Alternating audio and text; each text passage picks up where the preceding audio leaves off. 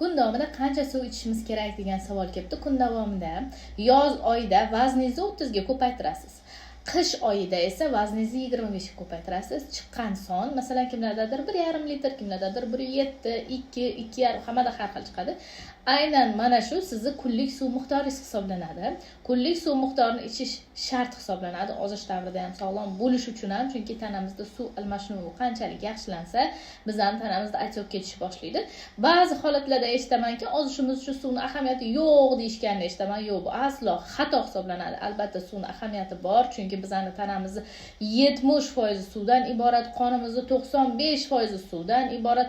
Hattoki suyagimiz, mana suyakda suv yo'q deb o'ylaymiz-da, lekin suyagimizning ham 25% suvdan iborat.